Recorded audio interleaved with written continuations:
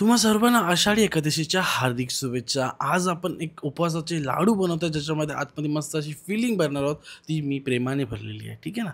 आता मित्रांनो, आपण काय करतो, साबुदाणे आहेत ना, त्यांना आपल्याला भाजून घ्यायचे आहेत, जेणेकरून ते कडक झाले पाहिजेत. आपल्याला मिक्सरमध्ये त्यांना वाटायचे, पावडर तयार करून घ्यायचे. आता मिक्सरमध्ये वाटून झाल्यानंतर एका चाळणीमध्ये तुम्ही चालून घ्या आणि फक्त आपल्याला पावडर पाहिजे. जर जास्ती जाड असेल तर साईडला ठेवा. आता पावडर तयार आहे. आता आपल्याला बटाट्याची एक फिलिंग तयार करायची, जी कवर असणार आहे वरची.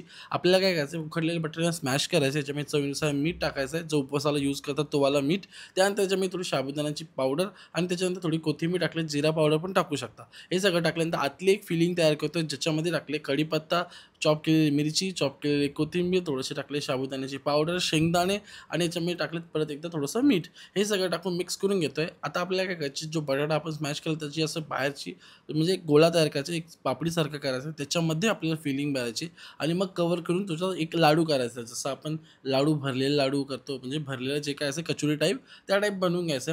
आणि काय करायचं, जे साबुदाण्याची आपण पावडर तयार केली आणि त्यांनी ती कोटिंग करून घ्यायचं आहे. ही साबुदाण्याची पावडर इतकी क्रिस्पी होते, नंतर जेव्हा तुम्ही फ्राय कराल, डीप फ्राय कराल, तेव्हा तुम्हाला कळेल. आता आपले लाडू तयार झालेत. आता आपण डायरेक्ट ऑइलमध्ये डीप फ्राय करणार आहोत. डीप फ्राय करण्यासाठी लो मीडियम फ्लेमवरती गॅसवरती तेल गरम करून घ्या. देन त्याच्यामध्ये ॲड करा आणि लो मीडियम फ्लेमवरतीच आपल्याला हे लाडू मस्त असे भाजून घ्यायचे.